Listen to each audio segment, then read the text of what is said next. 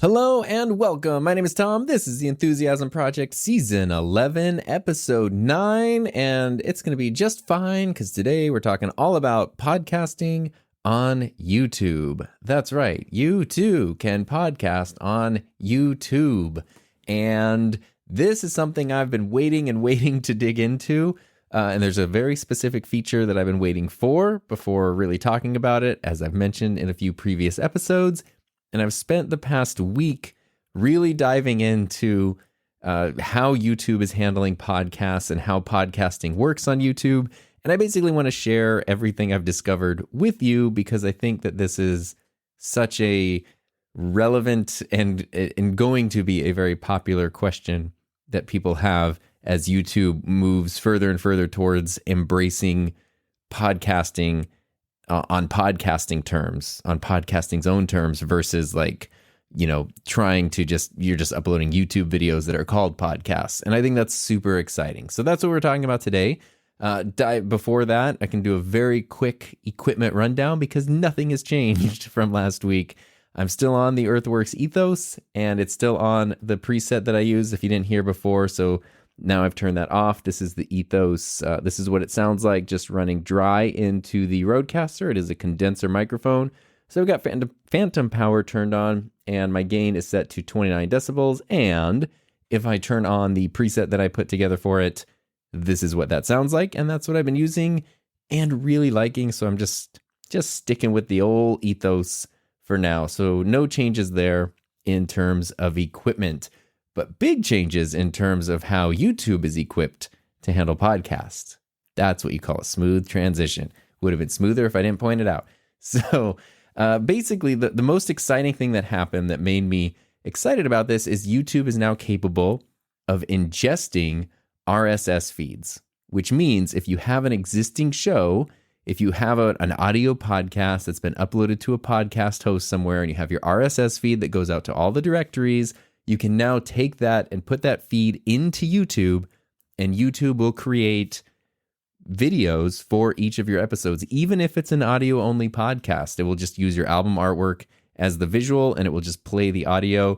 It will import new episodes every time they're uploaded. It will update them. So if you go to, I use Buzzsprout, for example. If I go to Buzzsprout and I change an episode title or a description or something, YouTube will update that through the RSS feed, which is awesome. And that's really what I've been waiting for, because up until now, like a year ago when YouTube said, hey, yeah, you can do podcasts on YouTube, it was like a little, like podcast to me was in quotes, because what does that really mean? Like people have been uploading video podcasts and long videos on YouTube for a long time, but when does a video become a podcast? When does it not? That's kind of always been a gray area. And in the case of YouTube, they basically just meant you could put videos in a playlist, mark that playlist as a podcast, and now it's a podcast. And I think the biggest benefit there is that it would show up in YouTube Music, but otherwise you kind of just made a playlist of videos. Like that was really what they did. They sort of like changed an option in playlists. And now that has gotten a lot more well-developed and a lot more further developed.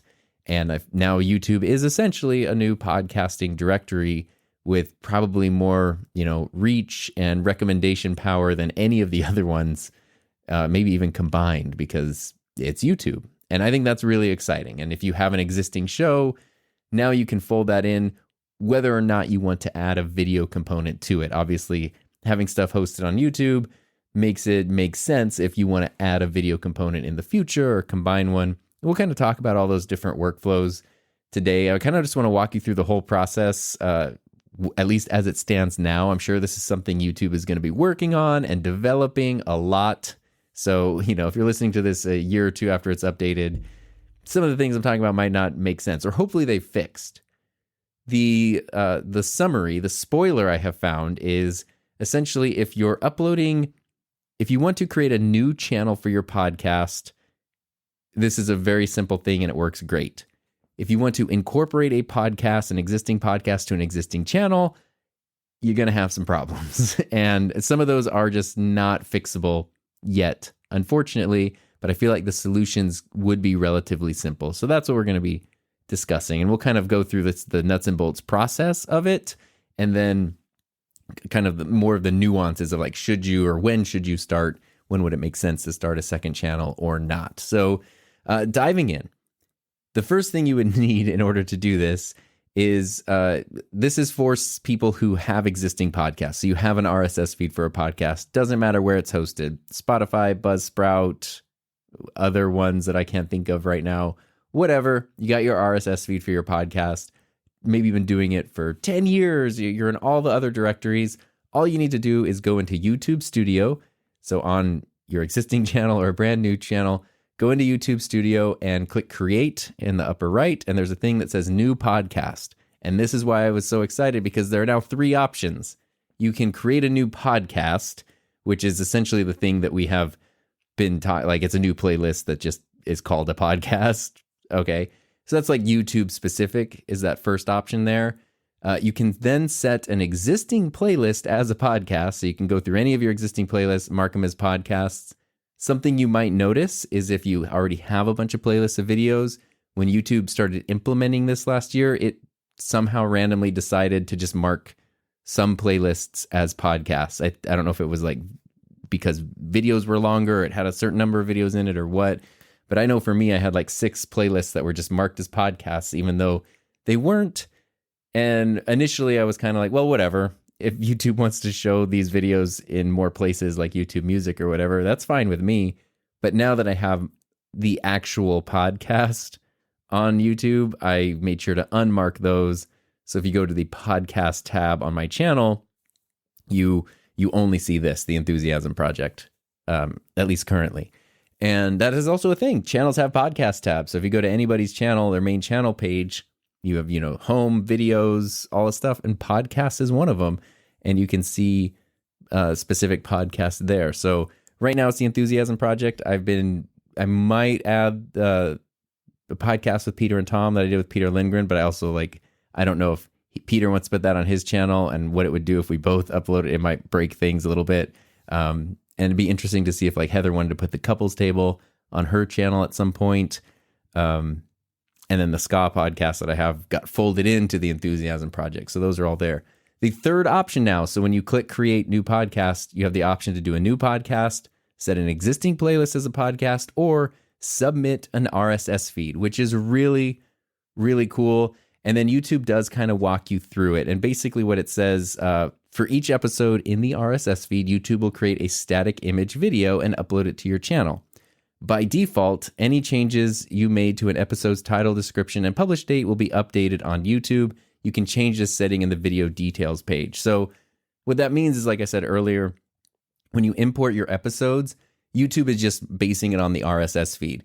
But it does this kind of weird thing where it does create like a video for each episode. So it's not, it really seems like it is importing and re-uploading and re-hosting the thing on YouTube. And I'm sort of unclear about this. So especially in terms of analytics, I honestly don't know if you're somebody who watches your podcast analytics a lot. I don't know if YouTube's analytics carry over to your podcast host. I don't think they do. I think YouTube essentially pulls things in and then creates like new videos for them on the YouTube platform. And what that means is you can still have it set, though, that the RSS feed will update those episodes, or you could change it. You can set it so it doesn't do that if you want. When YouTube imports an episode and it creates its own little video page for it, you can choose if you want that to be updated or not. Meaning, if you want to change, your description or your title to make it more YouTube specific, and you want your YouTube version to somehow be different than other platforms, you could do that, and then it won't conflict with the RSS feed as well. And then the next thing that you do after that is you have to enter your RSS feed. This is where a thing popped up that I wasn't aware of. So you can go to your podcast host, copy your RSS feed, paste it on this screen. But what happens is you need to have an RSS feed that is tied to your YouTube email. So for me, for example, the email address that I use to create my YouTube account is not the email address that is my Buzzsprout account where the podcast is hosted. So when I pasted the RSS feed, it said that it was invalid or I wasn't authorized to import that, which is a good thing. That means you can't just bring in anybody's podcast to your channel, or someone couldn't just bring in your podcast to their channel. And at least on Buzzsprout, I'm sure the other hosts work the same because they're all pretty uniform, which is really nice.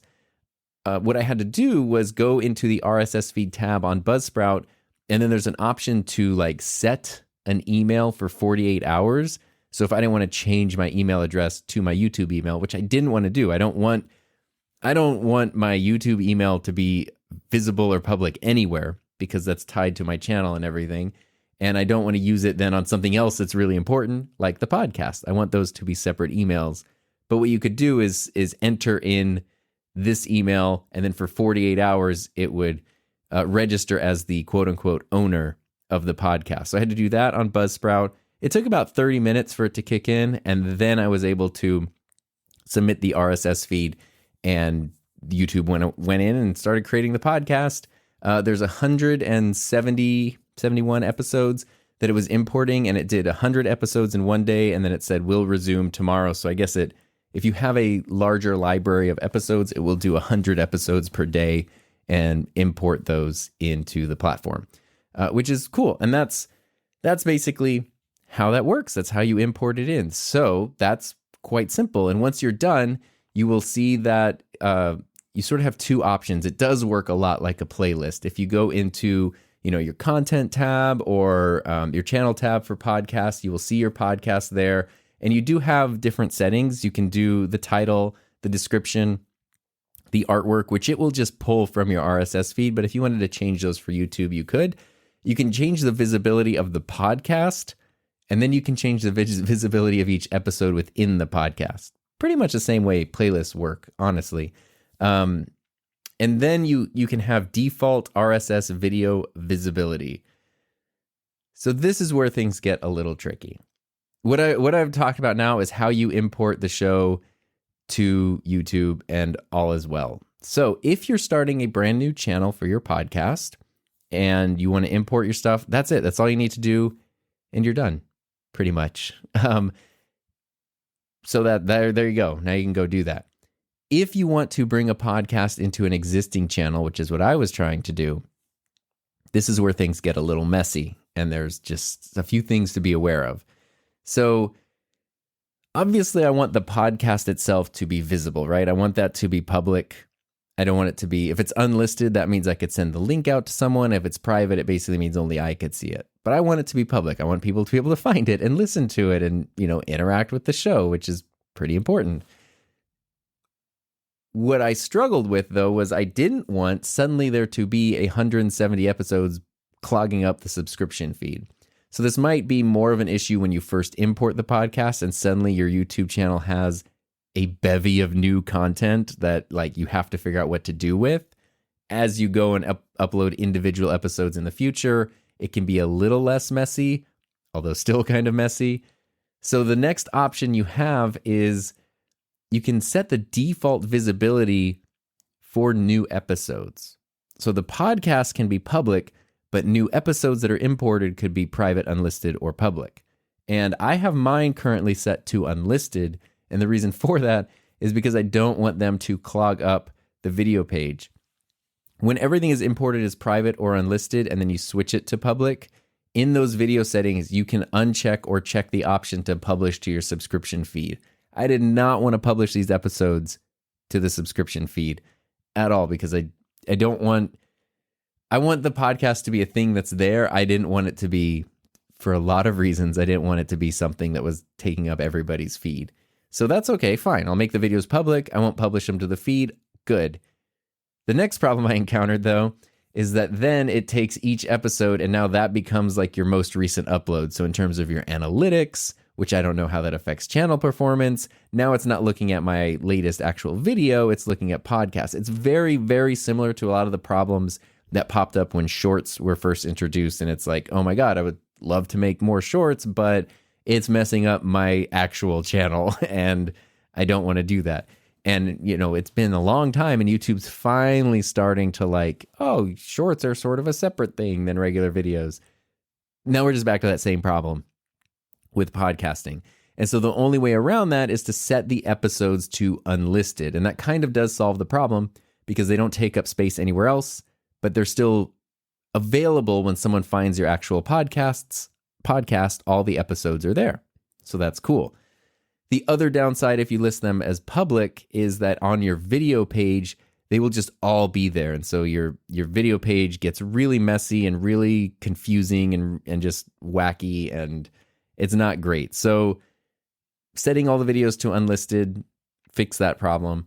You can monetize them. If your channel is monetized, you can add monetization. YouTube does ask that you click the sponsorship monetization button, paid promotion button, if you have sponsored segments within episodes and stuff, basically the same way a regular YouTube video would work.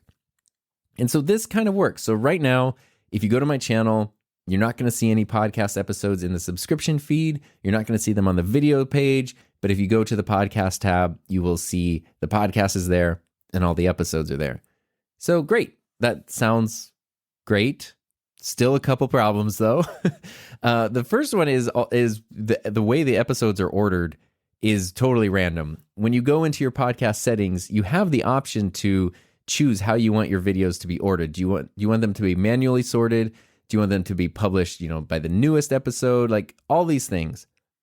From what I have found, it kind of doesn't make a difference. Like whatever I select, it's just completely random order of episodes. And that's sort of a bummer because I would like the newest episode to be the one that's there or that's there first, I should say. And then, it goes in order. And sometimes when I open up the podcast, it looks that way. And other times it doesn't. I don't know. I don't know. But the player looks great. Like when you play an episode, the album artwork or the podcast artwork looks great. If you want, you can go in and upload an individual thumbnail for each episode, but just your standard podcast artwork actually looks great, both on YouTube and in YouTube Music. And so that works well, and you can, people can play every episode in order. They can shuffle them, they can loop it. So it's a great player for podcasts. The other downside, though, to having everything unlisted is you don't get to take advantage of YouTube's biggest strength, or one of their biggest strengths, which is search and recommendations. None of those episodes will show up in search. None of those episodes will show up in people's recommendations. So all of that awesome discoverability for your podcast, you don't get to take advantage of. The only way you can take advantage of that is to set your videos to public and have them clog up your whole channel, which is why if you're creating a separate channel for your podcast, this is not an issue because that's what people would expect. But if you're trying to incorporate a podcast to an existing channel, that's where you run into some problems.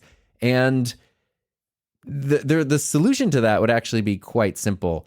And this could even be something that is on maybe every video. It doesn't even have to be a podcast thing. Is I think YouTube just needs a little box to check in video preferences that says include this video in channel's video page or something like that. And maybe by default that's turned on. And then if you go uncheck it, you can have a public video that doesn't show up on your videos page. Problem solved. And maybe even the podcast. Maybe you can even have it just a podcast setting. Display videos in this podcast or display podcast episodes on video page, yes or no. Done. And that would solve the problem. Hopefully that's something they will do, because then I could set all of my podcast episodes to public, or, it's not just me, but if you're somebody who has a channel, you want to bring in a podcast, you can set your episodes to public. They're not going to mess up your existing channel, but they're still going to show up in search results. There's still going to be things that can be recommended to people. All of that awesome YouTube discoverability is still going to be there. And that would be really, really ideal. So that's pretty much everything I have learned about podcasting on YouTube. And of course, you can monetize your episodes. So that's everything I was saying, which is crazy. YouTube can import stuff via an RSS feed and then slap their own ads on it. But that means you can monetize your episodes. YouTube monetization is significantly better than pretty much any other platform. So potentially, if your episodes are being hosted on a monetized channel, that means you could earn a bit of extra revenue. For me, I definitely know, hey, having 170 new pieces of content suddenly on my channel that are monetizable, especially after this whole invalid traffic thing, I wouldn't really mind, that chance to potentially boost a little bit of revenue. If you're someone starting a new channel based around podcasting, and you're trying to get monetized, the fact that podcasts tend to be long form means I don't know if it's going to be easy to grow your subscriber numbers, but I have a feeling it would be easier to hit your watch time numbers at 4,000 hours unless they change it for podcasts. That's going to be a little bit easier than just a whole bunch of short videos where people need to watch a long time. If you're uploading a bunch of hour and a half long videos, and that's what people are watching, I feel like getting your watch time built up for monetization is going to be quite a bit easier. So while this is all well and good, I think the next question that's going to pop up, or at least the next question I have, is awesome. This is what I wanted. I wanted to be able to take my existing library and bring it into YouTube, and that's awesome. Even though they're audio-only episodes, it works on YouTube. Now, what if you want to start incorporating a video component to your podcast? What if you do want to take your audio and now make it a video podcast? How can you do that after having done this? And that's where I think things get a little tricky, because you could potentially end up with double episodes, right? Like you record your video podcast, you upload it to your channel, you can upload it, add it to the podcast list, even though it's not from the RSS feed, you could add it there. But then when you upload the audio version to the RSS feed, it's going to get pulled into YouTube as well. And it's also kind of weird because unless maybe you dive into some of the settings, YouTube it will just, like, if you delete an episode from your podcast, but it's still on the RSS feed, if you delete it from the feed, so if I go to Buzzsprout and I delete an episode, it will remove it from YouTube. If I go to YouTube and I delete an episode and it's still on the RSS feed, YouTube will just re-upload it. So you'll just keep fighting forever in that regard, which is a little weird. So the thing that I want to figure out over the coming months, or coming weeks, I guess, is how to then incorporate a video podcast component. And I think based on the way things work currently, the best way to do that is you have your audio RSS feed imported, you get to the point where you want to start producing video episodes, and then you stop importing. You set the podcast to not automatically import RSS feed stuff anymore, and then you just add other things to it. So, for example, when you go down in the podcast settings, there is a setting at the very bottom that says episodes to upload. Choose which episodes to upload. And you have two options. You can say upload all episodes to the RSS feed, or upload episodes published since a certain date. There isn't the opposite option, upload episodes published before. So you can only do since, not before, which means if you started doing a video podcast on January 1st, you could say upload all episodes before, January 1st. And then it wouldn't duplicate the video ones. But now it's since. So it might be kind of a weird thing, and you might have to go in and private some stuff that's put in on the RSS feed. It's going to take a little more curation and not going to be quite as fully automated as it is if you're just bringing in the audio only episodes. Again, probably an area where they could polish things up just a little bit. And hopefully that will make more sense. And again, that would still apply also if you're doing a separate channel for your podcast, because you still have that issue of like, well, what do I do with the video file if YouTube's already importing the audio files? So again, parts of the process that can be worked up and worked out and polished up a little bit. But overall, that's pretty much how it works. So the next big question to dive into is, should this be on a second channel or not? And I don't have an answer for that. The eternal question on YouTube is, do I start a second channel for this or that or whatever? I feel like everyone who's done YouTube has asked themselves that question at some point. Like, should I start a second channel or a third channel or whatever? I can't say. I can only share my insight and my thoughts on this. My initial impulse was that I was going to put my podcast on a second channel, which is something that could still happen on a totally separate channel. I already have a second channel, so this would be a third channel that is just the podcast. And that is the format we've seen for a long time. Like, huge creators, and channels have their channel and then they have their podcast channel. And that is, that's probably a popular way of doing it for a reason.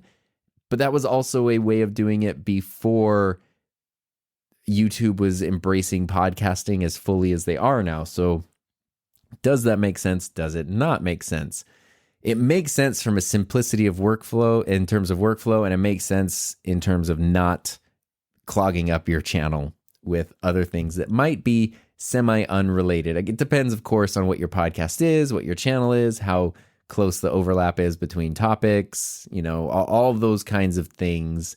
What I have found, surprisingly enough, having had this podcast now for almost 5 years, having the link in every video, talking about it, sharing it, there are still a ton of people every time I make a video where I talk about my podcast, or recently did my podcast workflow video.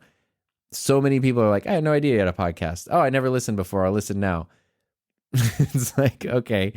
So having the podcast on the channel with everything else makes it a lot more visible. And I've already, just in the time that I've had the podcast there, and it's very like low key, all the videos are unlisted state, I've had people say like, oh, I really enjoy this. It's cool to like get to know you on a more personal level. To me, that's kind of an important thing, is I do like that I can have all my videos, and this podcast is a lot more, it's a lot less polished. It's a lot more personal. It goes over 5 years. We've had all kinds of different topics on here. I kind of like that there is a very easy way for someone to find that. You would think that just having, oh, here's my podcast channel, or here's my link to my podcast would solve that problem. But I'm discovering that that's still a huge hurdle. Getting someone to go to a new channel, getting someone to go to a new link, especially if in like my case, the podcast isn't just your name, which most people's podcasts have a name, even if their YouTube channels are their personal name. The podcast has a different name. And, and that sort of becomes unclear. Whereas now you're on my channel, you see my videos, you see my podcast, it's all in one place. It immediately is like, oh, here's another thing this person whose stuff I'm watching right now, here's another thing that they make. And it seems like people are more willing to like dive in and engage with that and give it a try than they are when you ask them to go to a separate channel or a separate platform to listen. That surprises me. This is all very anecdotal. It's just my individual experience. But for me, that makes me want to keep the podcast on the main channel for that specific thing right there. Like it is, that's why I want to be able to fold it in without disrupting everything else. And I think, YouTube makes mistakes for sure, but overall they do a lot of really good things and they add a lot of really cool stuff. But one thing that's always rough is they add new features, and it almost seems like they don't consider what the new features will do for people with existing channels. Because when you have a channel, whether or not it's your full-time, part-time thing, messing it up is a huge fear. And so when it's like, oh, can I try live streaming? Can I try YouTube Shorts? Can I try podcasting? Whatever cool stuff that they incorporate that you want to play with, it's kind of scary to go like, well, is this going to totally mess up my channel? Is this going to tank my channel? Like if I post these podcast episodes public and now my channel is counting those as my most recent releases and they're performing terribly compared to regular videos, is that going to hurt my channel? Like, is YouTube going to think, oh, this channel is now producing videos that nobody's interested in? Let's not recommend that to anyone, even though it's like, well, it's just a different type of thing. So I think having those kinds of options to accommodate different needs, workflows, purposes, wherever people are with their channels is really important to encourage people to use these new features. And I don't think that the answer should be every time YouTube releases a new feature, you start a new channel. So you've got your main channel, your live streaming channel, your shorts channel, your podcast channel, your second personal channel. Like, I understand the need for all that, but it'd be kind of nice if everything can be folded into one big thing. And I have seen more than I expected the benefit and the willingness of people when they're just already in one place with all your stuff to engage with all your stuff rather than trying to seek it out in all of these other different places.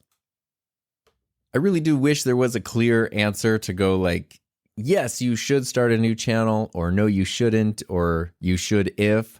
But it's one of the biggest lessons I've learned this year when it comes to YouTube is that it's very important to try new things and experiment, but also it's even more important to really spend some time reflecting and introspecting on what works best for you specifically, which likely won't be exactly what works for somebody else. And so I think there are some people where starting a new channel for their podcast is absolutely the right thing to do. I think there are other people where folding it into an existing channel is absolutely the right thing to do. And it totally just depends. And I'm still figuring this out. I don't 100% know that I won't end up putting the podcast on a second channel, but I would really prefer not to. And I think there are a lot of cases where it totally makes sense to have that second channel for a podcast. It is, it is clean, neat, easy to understand in terms of your analytics. Boom, it's all there. Although when you upload a podcast to your existing YouTube channel, you do get a separate analytics tab just for that specific podcast, which is pretty cool. So you can kind of see, what, hey, look, I'm looking right now. My podcast, not to brag, but it's earned 9 cents. Yeah, that's nonsense. That's 9 cents. 170 episodes, 9 cents, full-time podcaster. But if you wanted to have a channel where it's everything podcast related is over here, if you're somebody where you have your own channel here, but you do a podcast with other people, and you want to have multiple people have access to the podcast channel, but maybe you don't want to give them access to your channel, all those kinds of situations are things where it would make sense to have a separate channel for your podcast. I think, when I was talking about YouTube making it less terrifying to try new features on existing channels, I think that it's like having all these options is what you want. And the thing with the podcasting stuff that's very interesting to me is it seems like the solution for so many potential issues with incorporating an existing podcast to an existing channel is to just have the option to not have the videos show up in your video page. Like to have a public video that doesn't show up as your recent upload and doesn't show up in the video page. That would kind of solve all of the problems, which feels like it's a checkbox to add in and we're good and everything is done. So I really hope that they do that or a version of that. I'm sure there's more complicated things that I'm not considering when it comes to that on the backside of things, but that really would just kind of fix everything. And then you have all these podcasts taking advantage of YouTube's awesome recommendations and stuff. And yeah, that's the long and short of it when it comes to podcasting on YouTube. And also when it comes to second channels, thinking of what you want to grow is important. The same way that it's hard to push people from your main channel to your podcast, you have that same challenge pushing people from your podcast to your YouTube channel. And say you have a podcast episode that goes crazy and blows up and becomes really popular. If that were on your main channel, it would be benefiting your main channel, but now it might not necessarily. And I say that because I had a video I didn't realize on my second channel that went a bit viral lately, and I didn't know because my second channel is such a personal, just fun, endeavor. I upload videos to it kind of whenever I feel like it. I don't check the analytics. I check in with comments every so often, but there's usually not that many comments on there because it's not a hugely popular channel. And then I was like, I'll check it on the channel. And normally, it's like, oh, you've gained 4 subscribers in the last few days. And it's like, congratulations on, 500 new subscribers. And I was like, why? And then it's like, congratulations on earning YouTube partnership eligibility. I'm like, how? And I realized I had a video from a year ago that it had like 200 views and then suddenly was getting like 10 to 15,000 views a day for a while and was heading up towards 100K. So that was unexpected. It was cool. And then I dove into the comments and there's just hundreds of comments and so many blocked comments or, spam filtered comments. And it was a little rough because it was also like, it was a video about an old TV camera. Like, hey, I'm making a video using this old TV camera. That's kind of it. It wasn't a tutorial. It wasn't a review. It was just me having fun with an old camera. But, suddenly when that video is getting recommended and now it has lots of views behind it. People are clicking on it. I think they're expecting something a little different. And so a lot of the comments shifted to just telling me what an idiot I am and how I don't know anything. And that was fun. But the thing that's funny about that is it was one of those videos that when I made it last year and it just sat and did nothing for a year, I did have the thought of like, should this go on my main channel? Like, it's very obvious if I'm making a video about my first official hockey game, that goes on the second channel. Like, that has nothing to do with my main channel. If I'm doing a video about this old TV camera, where could that potentially go? And I put it on the second channel specifically for the reason I just mentioned, which was that it wasn't a review, it wasn't a tutorial, it was sort of just me having fun with something. Not that I wouldn't want that on the main channel, but I just felt like, especially, a year ago when I'm trying to think of what I want my channel to be, I just felt like that video it just wasn't what people would benefit from on the main channel. So I put it on the second channel, and that was fine. The problem is, if it had been on my main channel, there would have been so much more context and so much more. I really wish I had put that video on my main channel. Let's put it that way. And then when that video suddenly took off, there's a lot of other stuff there for people to explore and people to interact with, and future videos will probably be at least a little more related to them, because let me tell you, when someone subscribes to my channel because they like this video about an old TV camera, and then I upload a video about getting my goalie mask painted, they're probably not going to be super interested in that. And so now this video that went popular could potentially end up hurting the channel, whereas it would have really, really helped the main channel. And, the second channel, again, it's not something I care about growing. It's just for fun and nothing else. So it's fine if it subscribers go down or whatever. It's not a big deal.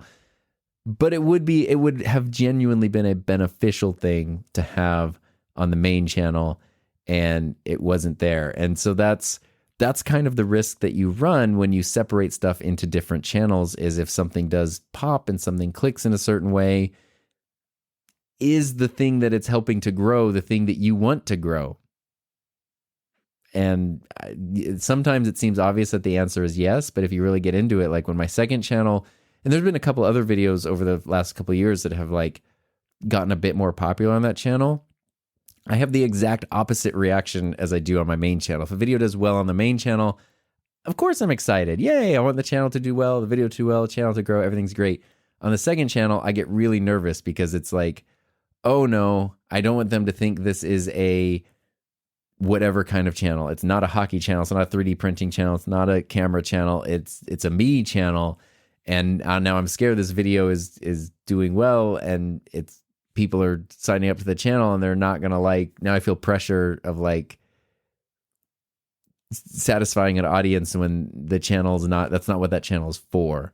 And so it's making me a little more aware of what to put on the main channel and what not. And essentially my current feeling is that anything related, even tangentially, to cameras and audio video production goes on the main channel, even if it's not like review tutorial or something that has a clear benefit to someone, because that would just be more beneficial in every way to be over there. And things that clearly don't fall into that category go on the second channel. So all that to say, that's the kind of thing that can happen when you have more than one channel. So if your podcast is on a second channel, you have an episode that does really well, or the podcast itself starts doing really well, and now you're like, crap, I wish all these people would go over to my other channel. Obviously, it's not an issue if you don't have a quote-unquote main channel, but something to consider before just jumping in and making a brand new channel for a podcast.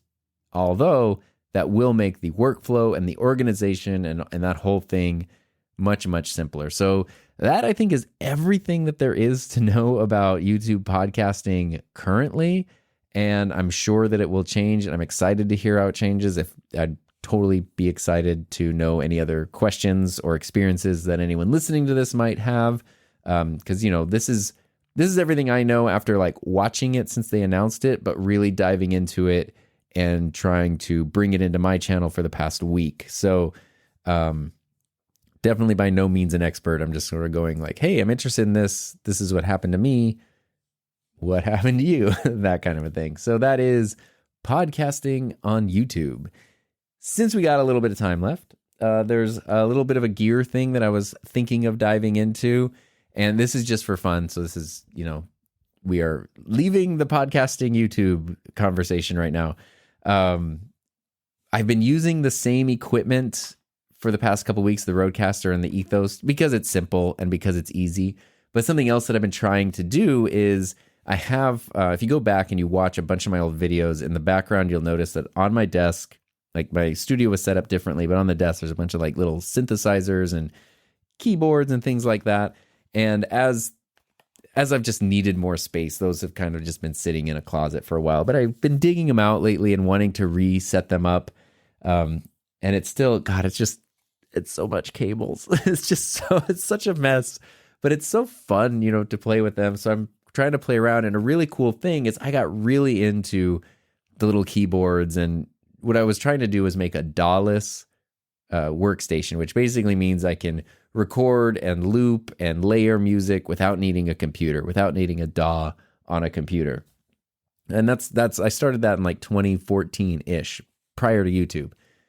What's cool now, though, is I have all this other audio gear that I've gotten from YouTube. I have cool microphones, lots of cables. I have things like the Rodecaster Duo and the Mackie DLZ. So now instead of having to run things into like a Zoom H4n to record, I have the Mackie DLZ, which is like this amazing, multi-track recorder. Now, instead of needing a weird little tiny mixer to sort of bring in my synthesizers before I run them out into some effects, I can use the Rodecaster Duo. Like, I got all these cool little things, and it's been a lot of fun, even though I'm not 100% sure that I'm going to leave this stuff set up.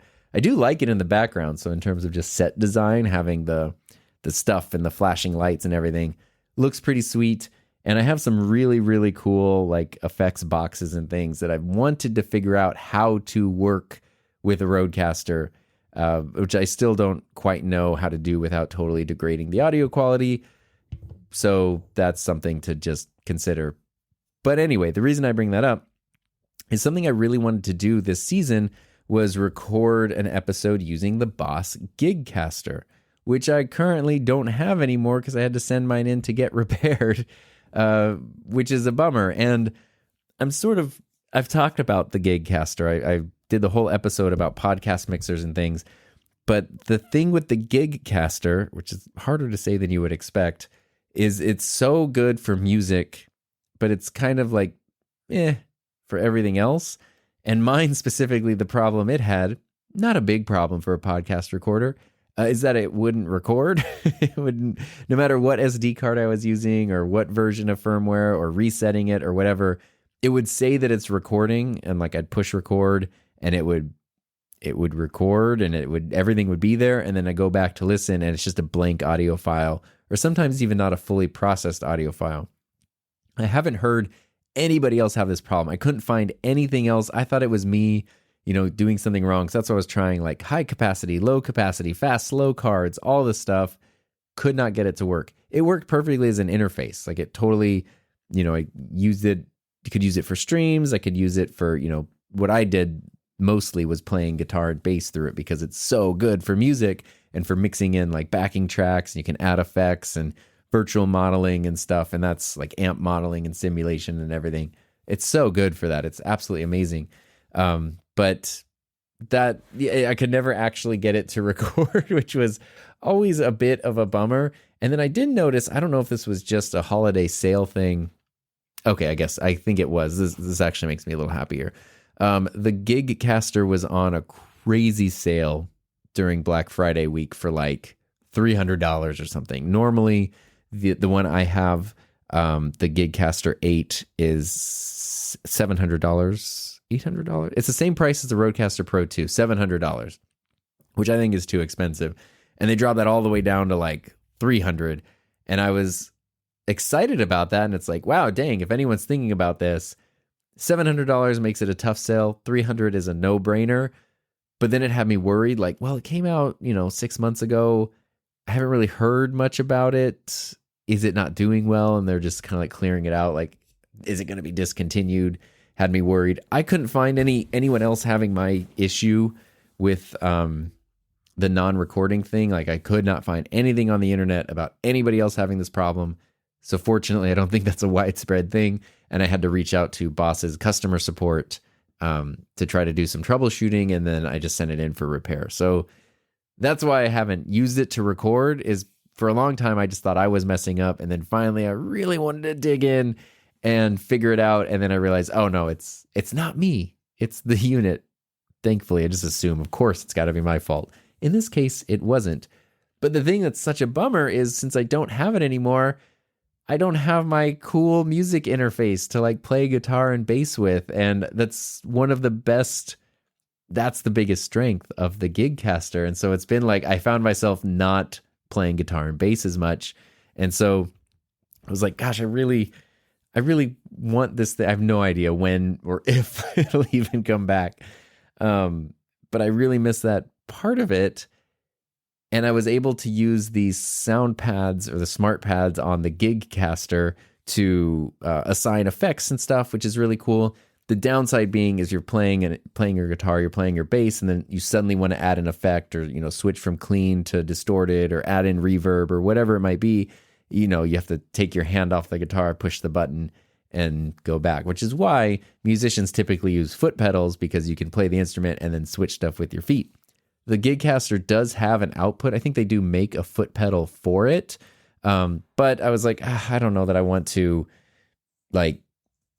then invest in another piece of gear to use this. And I think the foot switch is like $130. It's not crazy expensive, but it's not like it's like 3 buttons. It's not super fully featured. I don't know. There might be other ones that work with it as well. I just wasn't totally sold on the idea of it. And I thought, wait a minute. If the thing I'm missing the most is the music processing ability, what about all of those cool, interface mixer digital workstation things that started popping up like 20 plus years ago? And I remember when I was playing guitar and bass as a kid, or in high school, I should say, one of my friends got I think it might have been a Roland, or it was a Line 6 little foot switch. It was a little thing that goes on the floor. It had 5 foot switches on it and a built-in expression pedal. And then you can go through and dial in different sounds and stuff. It's that seemed kind of cool. And then I remember there were the Line 6 pods back in the, the later 2000s, where they're these little things they're little interfaces that you could run your instrument into, run into your computer, and then they could model. You could get crazy amp sounds and make it sound like, you're playing through a giant stack of amplifiers or cabinets when you're just in this little thing with your headphones, which is really, really cool. And so for home recording, it was kind of insane. And I was thinking wait, that was 15, 20 years ago. That stuff has to have gotten better since then, right? And oh boy, has it. So what I decided to do is just look into getting a dedicated music digital workstation, and I ended up getting a Line 6 Pod Go is what it's called. So it's not something you would use for podcasting or anything, but it's it's a 4 foot switch that has 8 buttons that you can press, plus a built-in expression pedal, which could be volume or wah or whatever, and then a pretty decent user interface and a really nice app. So you can have all these. It has 128 presets built in that you can adjust, and then 128 blank spots where you can just make stuff. And it works for guitar and bass, and it's super nice, and it sounds amazing. You can dial in any sound, you can add in all these effects. I cannot tell you how much fun this thing has been. And it's a foot switch thing. So it's now you can play the instrument, not take your hands off the instrument, switch the buttons, do the things. And it's so funny because as a kid, I remember when my friend had one of these, I thought it was fun, but I was like, I'll never be interested in something like that. Because I was so into, I need my Fender amp with spring reverb, and I need effects pedals for everything. If I want delay, I need a delay pedal. If I want whatever, everything needed its own individual pedal that was designed specifically for that kind of effect. And, getting all that stuff wired out was fun at the time. And now it's there's nothing I want less than I tried even like a year ago to rebuild like a big pedal board for my guitar and my bass to make everything nice and organized. And you're like running the power supplies and you're running the different effects and you're running all the patch cables. And then especially if you're someone like me who switches between guitar and bass, they're not always the same. And so you got to run it through different amps. And then if you want to bring in backing tracks to play along to, or just like a Spotify playlist or something, it isn't super easy and the sound quality is not always great. So I was like, this thing is just made for all that. It's one little tiny thing. Like literally you could run it into an amp or a PA system or a computer as an interface, or you just run it into your headphones and be done with it. And that's awesome. They even have a version that's like wireless. So it comes with a little wireless thing for your guitar and then you don't even need a cable. I didn't want to deal with batteries or charging or anything. So I just got the wired version. And it's literally just take your guitar, take your bass, plug it into the unit, plug in your headphones, and you're done. And it's like so, I don't want to say it's easy. There's a learning curve to figuring it out, but it's pretty easy to figure it out. And you can really dial stuff in. And it's so crazy because when it comes to like the recording simulation of speakers and cabinets and stuff, you can choose a simulated version of like the type of microphone that would be placed in a guitar cabinet. Because if you're in a recording studio and you're recording guitar or bass, you're going to have, the bass is running into a head unit that is like processing the sound. And then that's going to be connected to a speaker or a cabinet, like the amplifier that is then, projecting the sound. And in the studio, you would take a microphone and you would position that. But as anyone with more knowledge of studio recording than me can tell you, you can't just like plop a microphone in front of a speaker and it'll sound good. The type of microphone you choose, just like with your voice, where and how you position it, like is the microphone directly in front? Is it off to the side? Is it at a distance? Do you have two microphones? All these different options, coming into play when it comes to recording. And what's really cool is with this, you can literally get into the part where you're modeling the cabinet and you can choose the type of microphone. There's all these like ribbon microphones, dynamic microphones, condenser microphones. You can choose those. And then you can choose where that mic is like positioned virtually. Like there is no microphone, there is no cabinet, but it's just if you took a condenser mic, put it 8 inches away from the speaker and then, 30 degrees off to the side, this is what that would sound like. Which is, it's way more minutia than I really need to get into, but it's just crazy how good these have gotten. They were so cheesy and so like, but this is, and from the reviews I've seen, it's like these kinds of things people will actually take for gigs and performances and stuff, which I could totally see. It's so much fun. So that has been like reigniting my excitement of like, playing music and stuff because it's fun again. It's easy to bring in. You can either just run it into your computer and bring in like a, play audio from your computer, or super easy to just connect an auxiliary source like a phone or whatever and play it from that. And you don't need the computer, but you could have it if you want it. It's just so good. And then it's one of those fun things too, where like people can make their own presets and you can share them and bring them in and have all these other effects and things. It is awesome. I wanted to share that now because it's sort of an update to my Gigcaster saga, but it's also like, it's funny that led to another piece of gear and another appreciation for a different piece of gear. And I know a lot of people listening to this dabble to some degree in music, whether it's a little bit or a lot of it. I know a lot of you do that. So that's what we're talking about today. I really want to go play music now, so I'll probably end the episode and go do that. Thank you so much for listening. I hope this was a helpful look at podcasting on YouTube because it's definitely something that's a little confusing and there's a lot of nuance to, especially if you're trying to incorporate an existing podcast into an existing channel. And I'm sure this is going to change. But like I said earlier too, let me know if you have anything to add to that, if you have any questions about it, or if you have any suggestions, or if you have a breakthrough, or you can solve a problem that I'm having or whatever, you can always go to HiMyNameIsTom.com and leave a message, or just email me at tom@enthusiasmproject.com. As always, thanks so much for listening. I really appreciate it. I hope you have a safe, happy, healthy rest of your week. Stay tuned for next week's episode, which is going to be the Season 11 season finale. Have a good week.